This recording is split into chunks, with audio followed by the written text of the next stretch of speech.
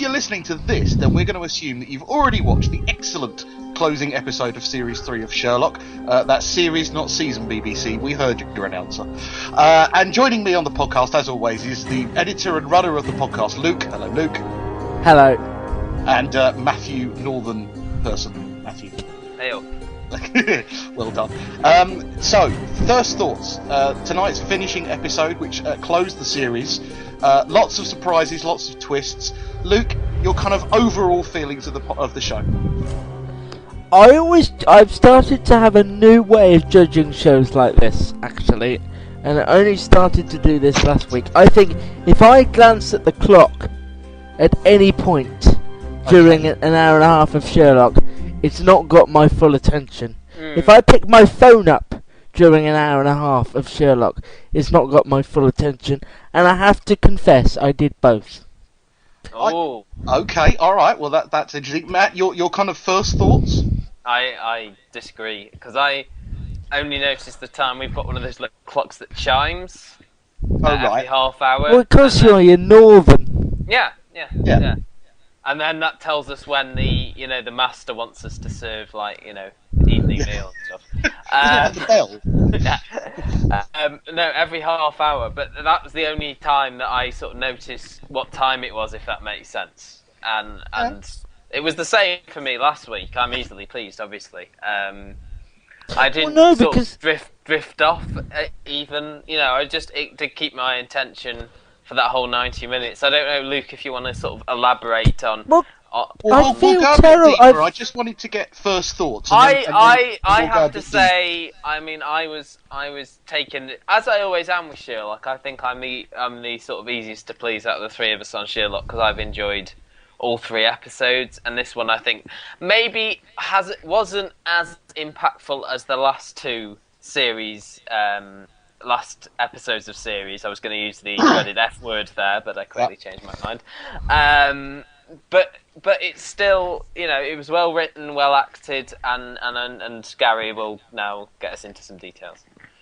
Well, just very quickly, my first thoughts as well is that I was glad it was the meat that I was looking for. This was the episode that everybody said was controversial and good, and they were right. There was plenty of information going out on Twitter. I myself had thought that Mary's character was dead. I thought she was going to get killed. That was going to be the big twist at the end, and actually that didn't happen, and therefore I was pleasantly surprised. So yeah, let's kind of break down the overall kind of we won't do like a plot reveal, because obviously everyone that's just watched it, but basically. It was the big kind of shock was the fact, or the main shock was the fact that Mary wasn't who she said she was. Was that a pleasant reveal for you, Matt? I honestly didn't see it coming until it happened. So yeah, I was surprised. I never really overthink things with Sherlock. I'm sure some other people had suspected it, but I just thought love interest for John Watson, and that was it. But I'm guessing others who are sort of obsessed with it have probably theorised in the past about it. I don't know whether this is a feature of maybe the character in the books. I've not read those read the later books to know this. I mean, okay, we sort of picked apart our first thoughts and that. So, what other plot points do you think were important? Obviously, the return of Moriarty, very, very interesting during the middle of it, and then quite interesting. Although I was a little bit annoyed that the BBC announcer had to say "stay till the end." Well, yeah, because I was with family members, and my stepdad was just about to reach for the remote control. I suppose, yeah.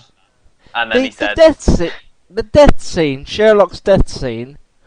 Inside the Mind Palace? Was that brilliant or overlong? Because I thought it was overlong. I think it showed the nice way in which his mind works. I think it shows you that you have to understand that his mind doesn't think. I don't know, have either of you ever seen a television show called Numbers? No.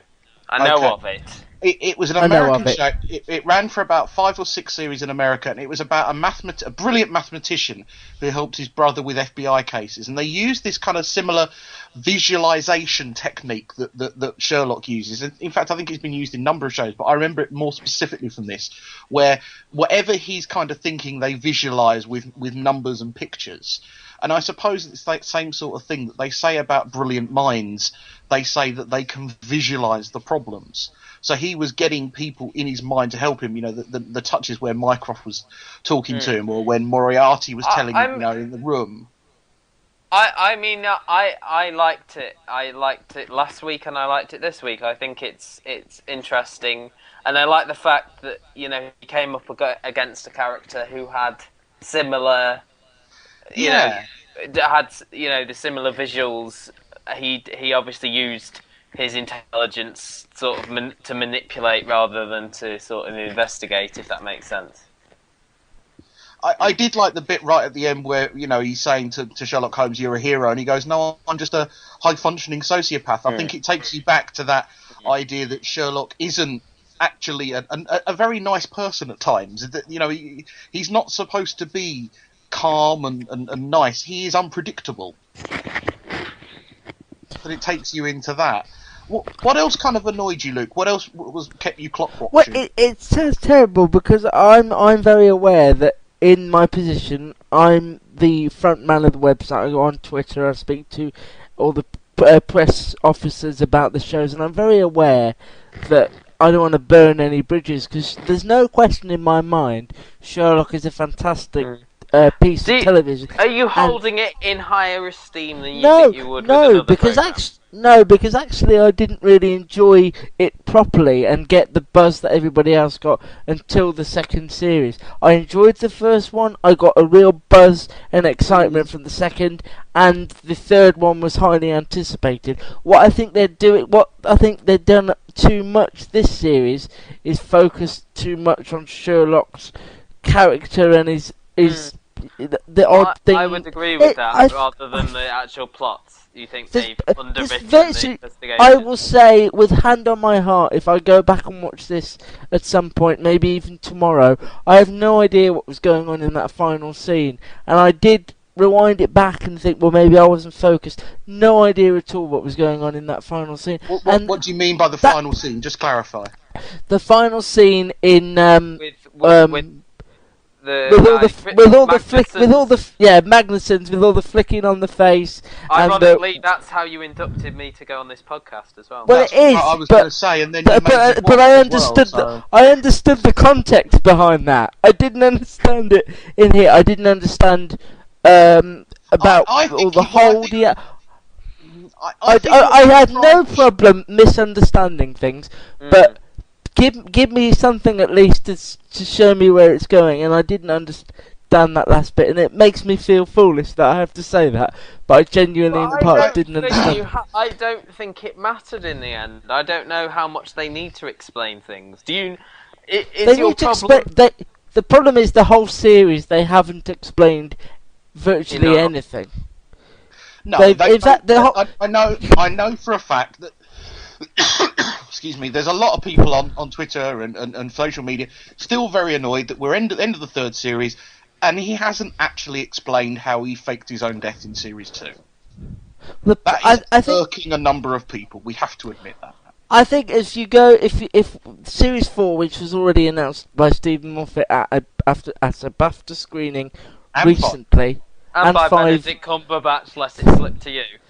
But I mean, I think when we get series 4 and 5, if it's commissioned, I think you could probably wipe out all of series 3 and miss it completely, because I think we're going to get all the answers we want. I think the start of series 4, episode 1 will probably answer more questions for us than the whole of series 3. Do you think that they haven't offered any answers because they knew they had a 4th series? Is that what you're saying? Well, that's a good point. Especially with bringing Moriarty back right at the end there. I think that's what they're planning. We don't know that it's Moriarty. All we know is it's his picture at the moment. We don't know that it's Moriarty. Well, that's a fair point as well. Yeah. I just say at the end of series 2, they knew they were getting a series 3, did they not? Yes. Oh yeah. Yeah. They just knew it would be some time away because of the commitments of the actors. But no, I mean, I see these things that you saying, wanting answers. It never crosses my mind. It never. It never bothers me. The story keeps rocketing along. Okay. And let me put this I'm into a fine different with perspective then. Sorry. Let me put it into a different perspective. If we'd got to the end of Broadchurch, for example, which is a thing we'd like to mention a lot on the podcast, and we didn't find out after 8 episodes who had killed the young boy, would you not be a little bit miffed? Or would you say, well, we don't need to know the answers? I would have been miffed had there not been a series 2. Had it been that was the end and I didn't find out, then yes, I would have been, as the comic book guy says in The Simpsons, straight onto the internet and going worst episode ever. Because that was a really good impression there, guys. Was, yeah, I know, Are you sure you're not to the comic book guy? We don't know he's not, actually. It's like Moriarty. You don't know if I am or not. Well, earlier on today, have you got a stack of finished pizza boxes next to your tie? Oh, we know that to be and a T-shirt that doesn't slightly fit. Is my webcam on? What's going on? But earlier on today, you told me I look like Michael Ball, so that's a complete 360. Yes, listeners, if you have this week's Radio Times, just have a look at the picture of Michael Ball, then look at Gary's Twitter avatar, comparing. It's worth saying that Michael Ball's put on a fair bit of weight, but he's standing in a kitchen with cake, so. Yeah, anyway, again, like your catchphrase, I bloody love cake. I could just see that. So to clarify, if you've never heard this podcast before, what we do is we talk about Michael Ball, and then we move on and we talk about Sherlock. And he's that was the advert. Yeah. What do you think about the drug stuff at the beginning? Slightly tapping into the fact that the original Sherlock Holmes was up to his eyeballs in what was it? Opium and stuff like that. This is socially acceptable. Do you think that was a slight nod to that? Going into what Elementary did, isn't it, with it? Yes. And yeah, I didn't mind it, but again, it does seem a bit like we're trying to do a bit. That again, I think that probably maybe my issue with it is that they're trying to get bits in from the books. There was the character that Catherine Parkinson played, for example, in the last episode of Series 2, who I think is sort of pivotal to a couple of the Sherlock stories. I forget her name now, the journalist, but she just seemed to pop up for a bit, didn't she, in that last episode? And this sort of drug addiction. Sorry? I'd genuinely forgotten all about that until you just said it. And I think it sort of did play into an extent, but it sort of got dropped, didn't it? But I think this is kind of like, and this is where the Stephen Moffat influence, maybe from even Doctor Who, comes across.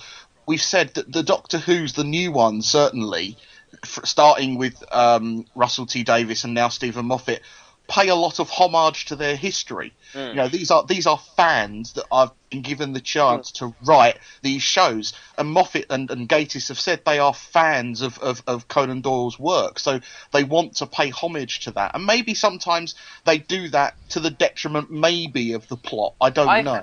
I think what we're saying mainly is that I think the characters, to an extent, the sort of mythology behind the characters, both Doctor Who and Sherlock, have sort of overtaken maybe the sort of mystery elements of the plot, but then I think they've always had that sort of balance of the two, even in the last series.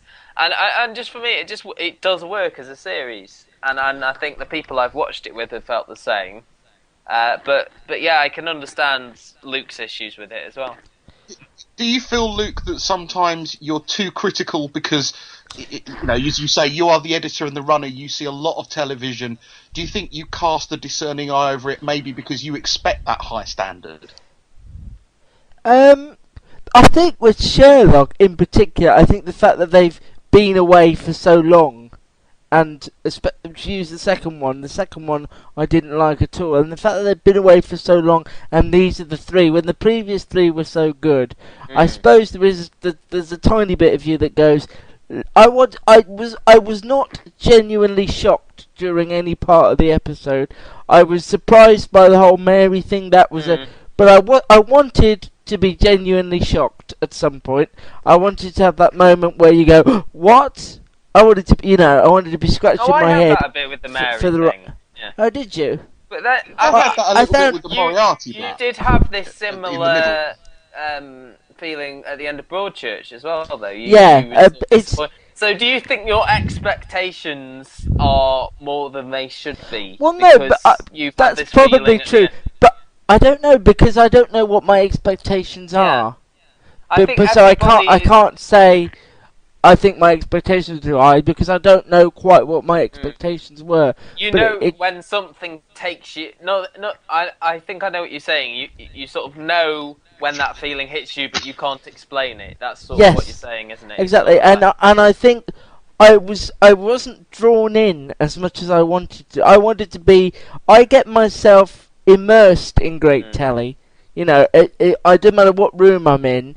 If I'm into it, I'm immersed in it, and that's what I mean by I shouldn't be looking at the clock. I shouldn't be. I agree with you. I use the same test, and I think for Sherlock that worked completely, and I think I'm watching it a bit differently from how I normally watch it, because I watch a lot of, as you know, watching it on the laptop on the preview site, as we haven't been privy to the previews. I haven't had any choice to watch it live, but that sort of heightened it a bit for me, sort of watching it along with everyone else, like we had to do with the last few episodes of Broadchurch as well.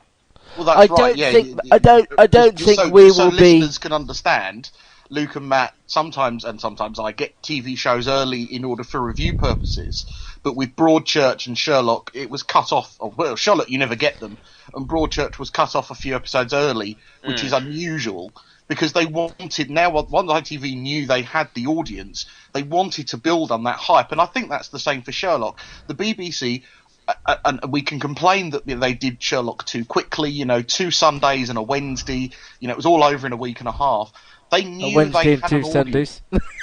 But yeah, I know what you mean. They knew they had an audience. They knew everyone was going to watch. They could have shown. It didn't matter what the previous show or the show after were. It was 8:30 Sunday night or on the New Year's Eve.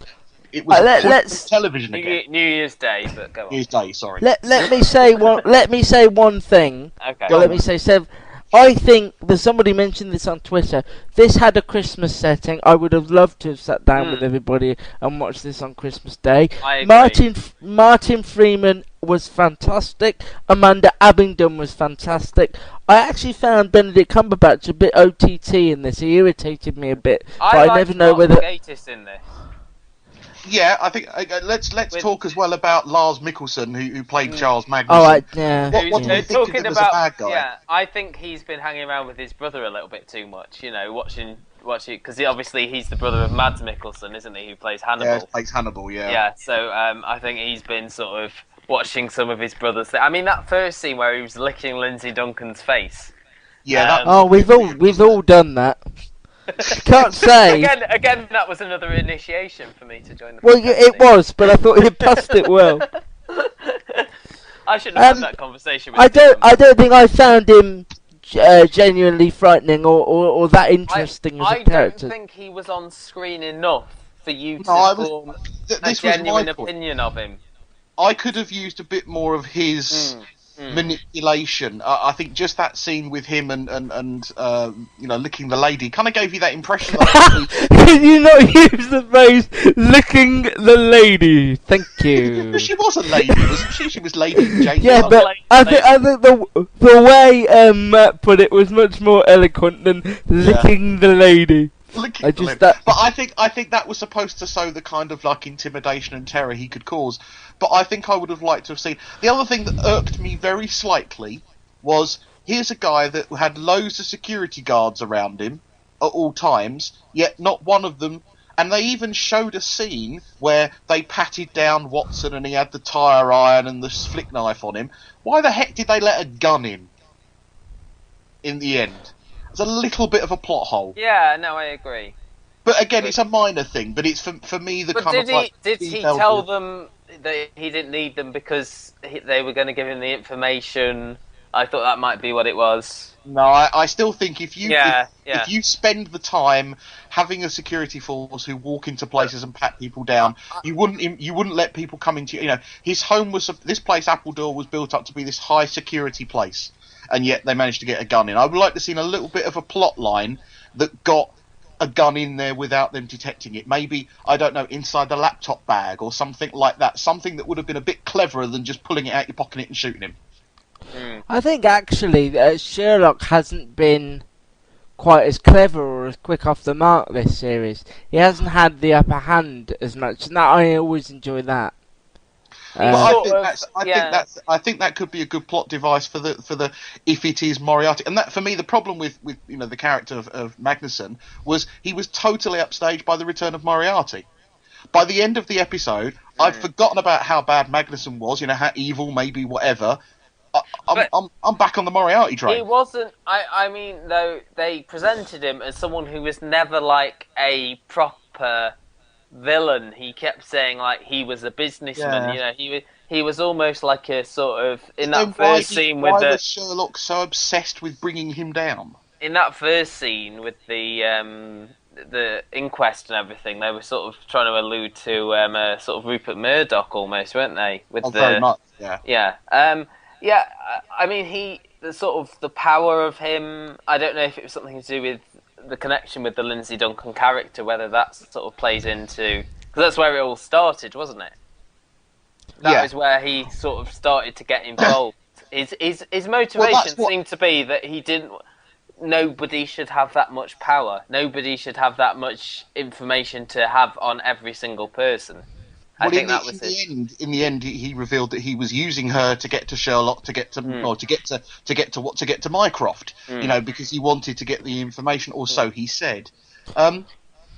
Let's rather than this episode, let's try and take the Sherlock series 3 as a whole. It was now touched on this that they have been playing up to the fans of the show, the fan fiction with the sort of the Empty Hearth Society. And with several bits in last week's episode, maybe they've now almost the show's become a victim of its own success. Maybe that's a good way to put it.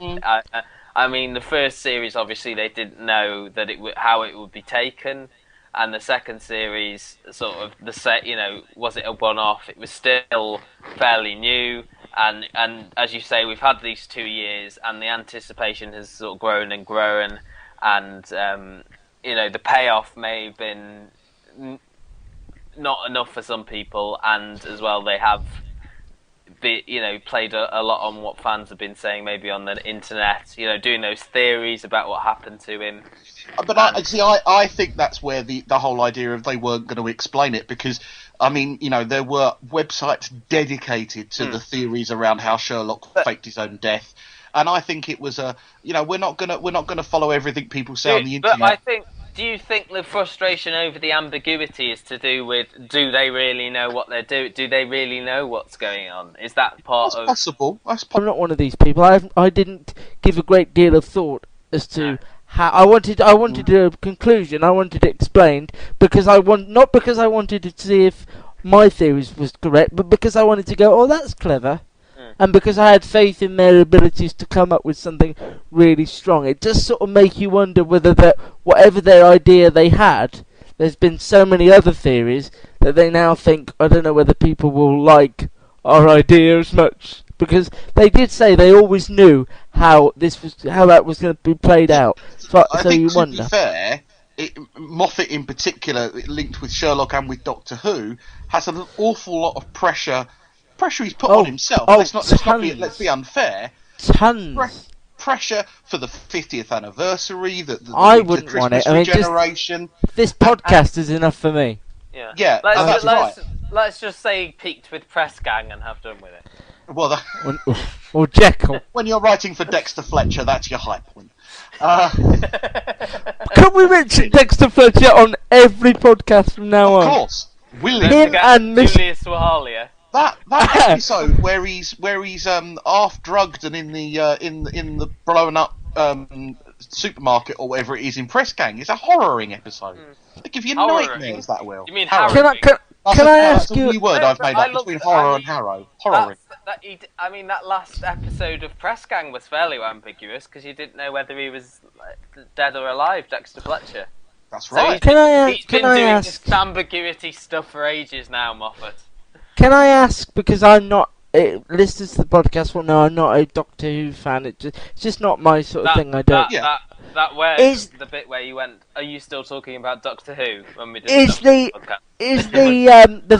thing that's happened twice now in these two last episodes of Sherlock, where as he's being shot, he's being chatted to by Molly, he's being chatted to by Mycroft. Is that something that Moffat that feels like it could be picked out of a Doctor Who to me, but I've never seen a Doctor Who. I think the similarities between Doctor Who and Sherlock are the ideas that things that he does work very fast. I think they got great actors in Benedict Cumberbatch and Matt Smith who can deliver lines at 300 miles an hour at the time that's right. There's a lot of running round. Yeah, and I think they're both chaotic characters, both in line with the genius of the characters that they're portraying. But I think Moffat writes scripts and directs people to that way of thinking. So I definitely think that's a Moffat trait. My memory of Doctor Who in the 80s was a lot more of a contemplative, thinking Doctor. I don't think they were as fast. I don't think they were written in that way. Certainly the more modern Doctors have been written in a way that make them more chaotic in their thinking. Because I suppose people want action as well as, Doctor Who wasn't always an action show when I was younger. There was a moderate of science fiction and plot and pace, whereas now they're written for a slightly younger, faster action-paced audience. Let's just talk quickly about some facts from the third episode. It was called His Final Vow, and we saw Benedict's real-life parents return as Mycroft and Sherlock's parents. We also saw a cameo by Stephen Moffat and Sue Virtue's son, playing the young Sherlock. So it's become a real family affair. Can I just say now, I do not want a series of young Sherlock Holmes. Thank you. No. CBBS, I don't want it. And let's just talk about when Series 4 happens, what do we want more of and what do we want them to steer away from? Well, very first, quickly, could I just say, can we clarify exactly what Moriarty said right at the end? Was it this week? Miss me. Miss me? Oh, right, okay, because I couldn't quite catch it. No, he's joining Andrew Neil and Michael Portillo that's what I wanted. Thursday night. Yeah, for this week. No, it was Miss Me. Okay, fine. Just wanted to be sure. Okay, yeah, Matt, go on. Your hopes for Series 4. I would say more of the same. I haven't been as down on this series. I think if I was to point a couple of things out, I think certainly the second episode as a bit too heavy on the humour. Maybe Tony. The humour in this episode was perfectly balanced. I think there were a couple of good. That's why you have your Mrs. Hudsons and your Lestrades for those, and the bits with the this character, the heroin addict guy, who seemed actually quite more intelligent than quite a lot of them. The humour. Mike Diggins or something. Yeah. Wiggins. The humour element has always been there, but I think it was a bit stronger this series and could be toned down. Obviously, Mark Gatiss does come from comedy background, so it's sort of explainable. As you say, maybe focus a bit more back on the investigations. The character of Sherlock maybe has been too prominent, certainly again in these last two episodes. But overall, I think of the three of us, I've enjoyed most of this series. So more of the same. More of the same from Matt. Yeah. Okay, Luke, what do you want for Series 4 then? I want focus again on the crimes. I just think the crime element to Sherlock is not the same crime element we see in other crime shows, so you shouldn't be put off by the fact that it is crime because it's so cleverly done. I want shocks and surprises, as many as they want to throw at me. So, sorry, Luke, to butt in. What sort of shocked and surprised you in Series 2? What were the shocks that you liked that you didn't get in the third series? I think all of Series 2, those three together and separate, were like standalone films. They did go for the more classics. They went for the Hound of the Baskervilles. They went for the Reichenbach Falls. They went for the plots that people know, but they redid them very well. And this series is just... I think if there's one word to sum up this series, and I don't think it's cruel, I would think it was incredibly disjointed. It was really disjointed. I'd agree. And also, I think it's important for one final thing. I'm sorry to cut you off. I think it's important to remember who Sherlock and Watson are, because I think personally they've played about with them so much that they've lost the identity that they had in the first two series. Obviously, characters have got to move on, but I don't know whether I believe, even in Sherlock land, that he would have got drunk and had a laugh, that he would have seduced that woman to get into so-and-so's office. That. But, I mean, as they say, they never actually had sex. No, of course. You knew that was a play because you saw his mouth. You saw when she left the apartment, his mouth dropped from the smile to the serious. You knew it was a play. Yeah. Well, no, I'm not saying I do. You don't want to see him outside of that zone. Yeah, well, I just want them to stay true to who those characters were in the first two series and move them on as well. I think you can do both. I think they can do both. There's a couple of things that I would add. I agree with a lot of what you both said. I would like a return to the clever use of technology. Series 1 for me, when they were using the mobile phones more, they used the cabs. I think I want that kind of return to him using the underground of the criminal, of the homeless people. I want to return to what I know as Sherlock. I agree that maybe they've advanced his character and left a few things behind. I'd like some better co-starring people. I'd like some people who do come in and influence. There were other detectives working with Lestrade that filled out the force. There were other people. I mean, as you said, that you can tell that the crime element has been reduced because Lestrade has hardly been in it, has he? And possibly if it's a case where we want to either recast Lestrade or maybe remove his character and bring in a new detective who doubts Sherlock. Bring in that intrigue. I know they got it perfectly right in the first number of episodes of Elementary, where it was we keep you around because we want to. We'll get rid of you as soon as you annoy us. And I'd like to bring in that element. And I am excited for the return of Moriarty. That has to be said. So that is part of it. So there you are. Those are our thoughts and feelings. And part of you thinks, are they playing us? Are they playing another trick on us? And it wasn't Moriarty. And all I'm saying is you didn't see his face. See, it's still clever enough to make you think about it. I mean, at the end of the day, it's still one of the most clever dramas on TV. I think it is so well written. Without none of us are saying anything about it. I think a little bits of us are underwhelmed, and I think bits, we aren't getting the same Sherlock that we saw in the first two series. It's a slightly different beast, and I think some people want more of the same, and obviously the direction it's gone in this series has sort of irked certain people. Whether it will, which is what you want. Whether it will be the same as it has been this series, or it will revert back to sort of the more traditional crime drama, the Sherlock murder mystery that it was in the first couple of series. It'll be interesting to see which direction they sort of go in, and as you say, the Moriarty thing. Whether it is him or...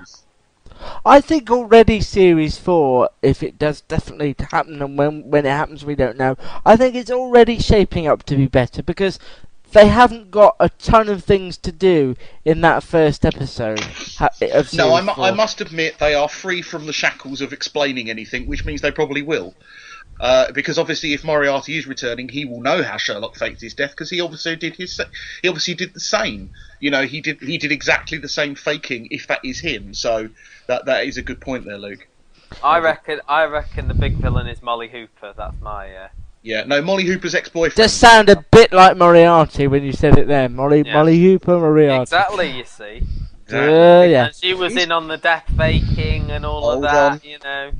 M stands for Moriarty, M for Molly. M for murder. M for murder. M for Make Death. I don't know. Yeah, And you M for Matt.